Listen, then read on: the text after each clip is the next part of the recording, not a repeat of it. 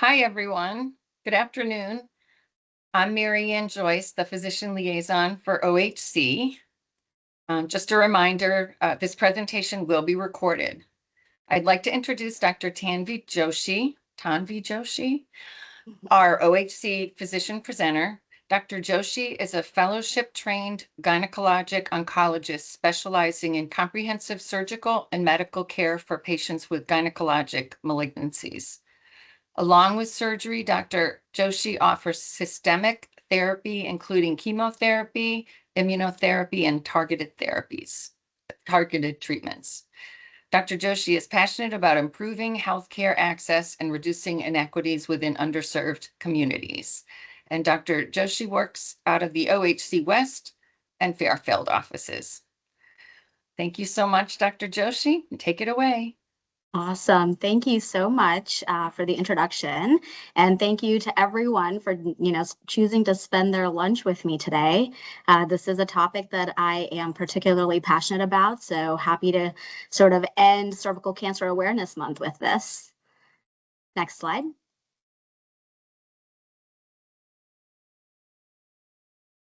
So first, to briefly touch on what cervical cancer really even is, here is what the reproductive system in women looks like. So as you can see, you can't really see my cursor, but at the center there is the uterus. The cervix is where the magnifying glass is located. And then on either side of that uterus, you've got the fallopian tubes and the ovaries. So the cervix really is a component of this system, and it has two parts to it. It has the outer component, which is called the ectocervix, and then the inner component, or the cervical canal, which is called endocervix. There's two different cell types that make up the cervix. You have the squamous epithelial cells, as well as the glandular cells, and these are the cells that produce cervical mucus. So the two most common types of cancer that we see of the cervix are actually diagnosed from these two cell types. And respectively, they're called squamous cell cancer or carcinoma and adenocarcinoma.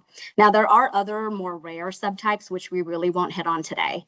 90 to 95% of all cervical cancer, despite what cell type it really even comes from, is caused directly by a virus called human papillomavirus. And as such, if we can prevent infection with this virus, cervical cancer becomes an almost entirely preventable cancer. Next slide. So why should we really even care about this? Cervical cancer is the fourth most common diagnosed cancer in women across the world. So the scope of the problem even goes beyond United States. So here's a map of the world, and it shows where the rates are highest. And as you can see, across regions like the sub-Saharan African region, Central America, and Southeast Asia, those rates are pretty monumental here. I actually spent an entire month in Zimbabwe, and cervical cancer was the #1 cause of death across the board in women there. Now, specifically in the United States, HPV vaccination and screening with Pap tests have reduced this rate, and mortality from cervical cancer has decreased by 70% since about 1950s. So while we're seeing an overall reduction in the incidence of cervical cancer, there is actually a disproportionate rise in cervical cancer that's diagnosed in more poor areas across the United States. And it is estimated that in 2026, we will see almost 14,000 new cases diagnosed, with about 4,200 women dying from cervical cancer. Next slide. So while we can focus on that number, I think the other really crucial number to focus here is the amount of precancers or dysplasias that are diagnosed across the United States. We see about 1.4 million new cases of cervical dysplasia, with about 330,000 of those being high grade. So, we have to keep in mind, to receive this diagnosis, most women have undergone multiple pelvic exams, a biopsy of the cervix, and most likely a surgical procedure, typically done in the operating room on the cervix. So this isn't benign. This isn't something to brush under the rug. And while, preventing dysplasia or a precancer into becoming cancer is certainly better than treating cancer, What we can really focus on here is preventing HPV infection altogether. And that is what in the US we have the privilege of focusing on. Next slide. So let's learn about this virus. This is the virus is called HPV, or the human papilloma virus. It is something that is sexually transmitted. Now, having said that, in the United States, more than 80% of women and men have some level of exposure to HPV in their lifetime, and a staggering 1 in every 5 women and 1 in every 4 men are currently infected with a high-risk HPV strain that might lead to an associated cancer. So if you actually think about these numbers, HPV infection is actually even more common than the common cold. There are different strains of the HPV. There are different strains of the HPV virus.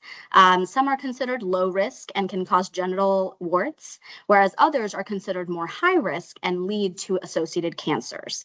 And those cancers include, cancers beyond cervical cancer. They can result in a cancer of the vagina, the vulva, the anus in both men and women, the penile cancer, and then oropharyngeal or head and neck cancers in both men and women. Next slide. So knowing that, the risk factors for cervical cancer really include HPV infection, which we just talked about, and anything that increases your risk of exposure to HPV or decreases your immune system's ability to fight that HPV infection. So this includes an increase in the number of sexual partners or unprotected intercourse, and then anything that really leads to immune compromise, such as medications, which might be necessary for another type of disease, or chemotherapy necessary for another type of cancer, or HIV positive status, or smoking history. And I also put a question mark on the family history here, because at this time, we can't really point to a specific gene and say, hey, this is something that you got passed down in your family and might lead to cervical cancer.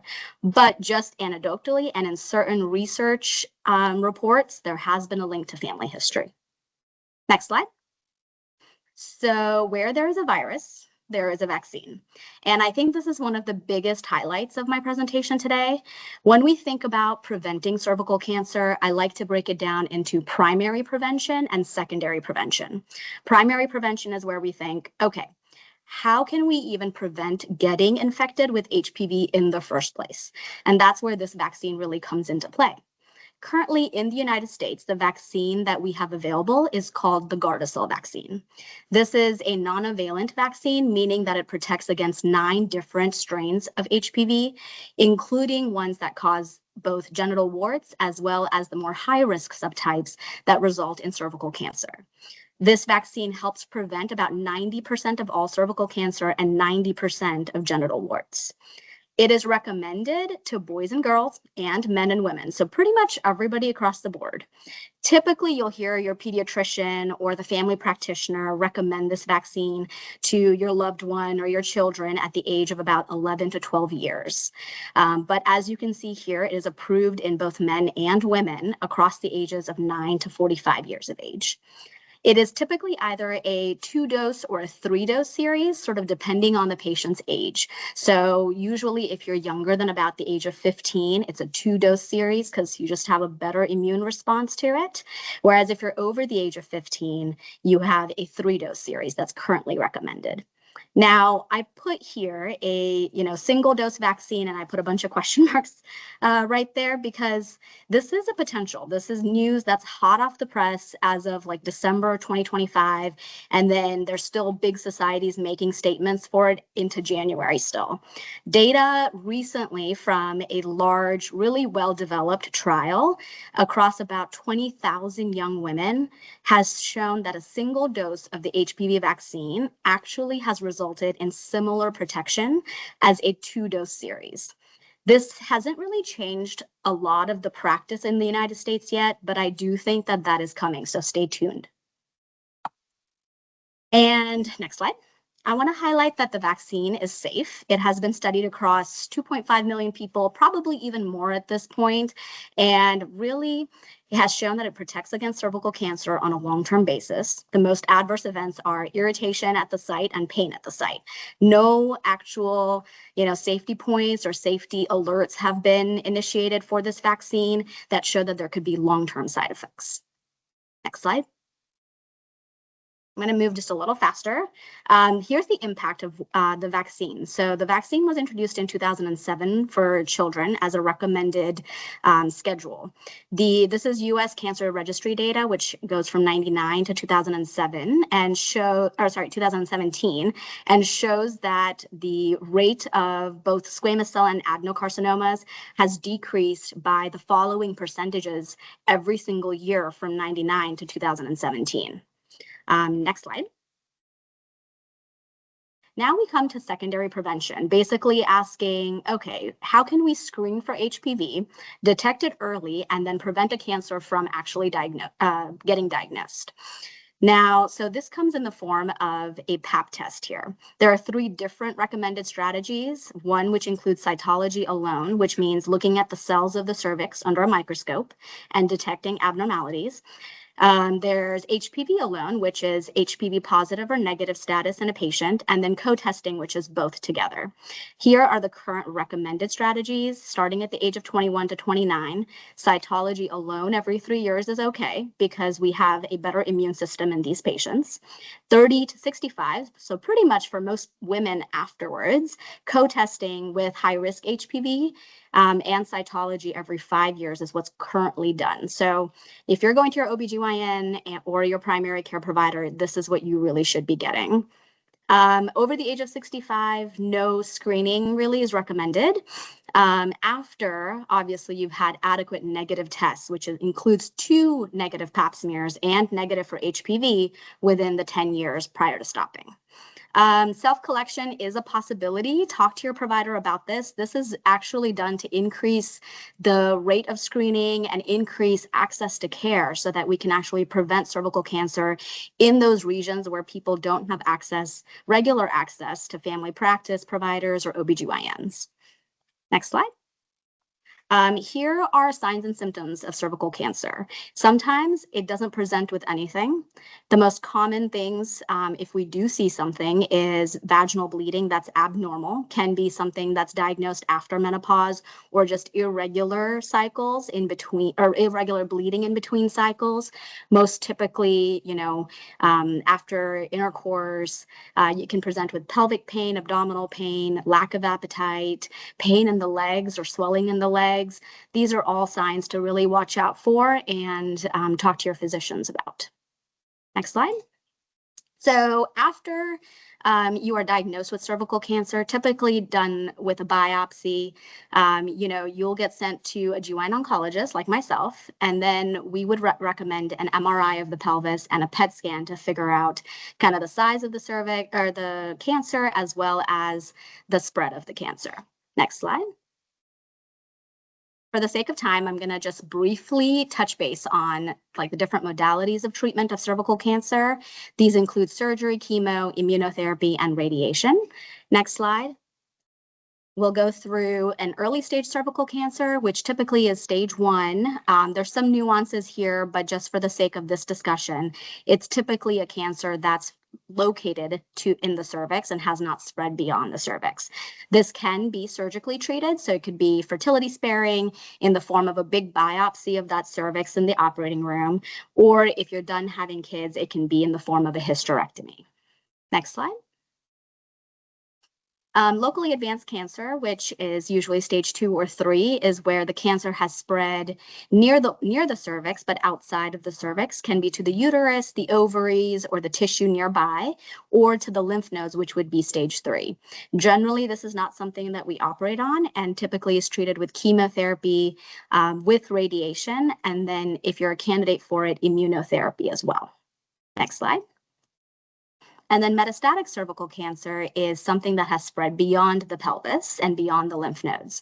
So typically has gone either to the lungs, other parts of the abdomen like the liver, etc. And generally this requires some sort of IV treatment so that all of those drugs can get to different areas of the body. I won't go into too much detail about this unless you guys have specific questions, which you can certainly send my way. Next slide. So the other thing I think is really interesting and important to look at is what's happening in the world, because this is such a disease of, the developing nations. I think one region in particular that we can learn from is Australia. They have made a statement recently that they are on track to eliminate cervical cancer by 2035, which is in 9 years from now. So they have both a national HPV vaccination program and a national cervical cancer screening program. This has been a huge, huge public health initiative that they've implemented. They have the highest global HPV vaccination status by about 83% in their population in both men and women. And one of the biggest sort of impacts of this was that in 2021, there was not a single woman that was diagnosed with cervical cancer under the age of 25. That was a huge win for that country and a huge win for probably this, the world as a whole. Next slide. So the biggest takeaways here are that cervical cancer is almost entirely preventable.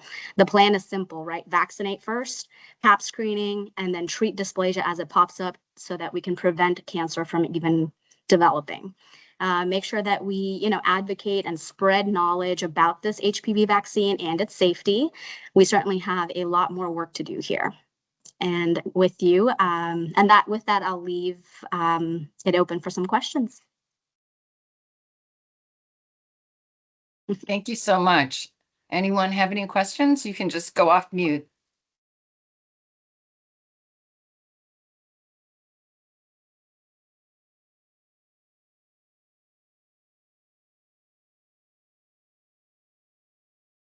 No questions. Up. Her mute button is locked.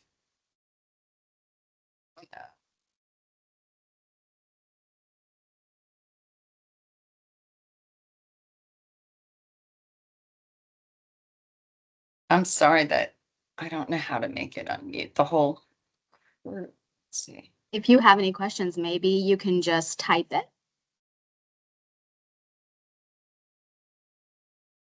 I did have a question about the Australia. So they were only using the one dose? So actually we didn't highlight much on that, but yes. So they made the recommendation to switch to a single dose vaccination in 2023. After a lot of this data has come out. And I think that's important to highlight because currently the vaccine is recommended as either a 2-dose or a 3-dose series. When I was getting it, it was actually a 3-dose series. There was not even a 2-dose option. And the HPV vaccine is expensive. It's expensive to the healthcare system, especially in regions that are still developing and are economically poor. And those are the regions that cervical cancer is the most prevalent. So when we come to, so to answer really the question of whether the single dose is as good as the second or as the double or the triple dose vaccine was very important because it reduces cost by more than 50% and improves adherence for patients. So yes, they made that recommendation, and I think the United States is soon to follow. Thank you. Okay, well, Awesome. Thank you all. Thank you, guys. Yeah. Thank you so much, Dr. Joshi, and thank you all for attending. And I will make sure to send out the slides along with the link to the YouTube for the video. Thank you so much and hope you all have a great day. Thanks, guys.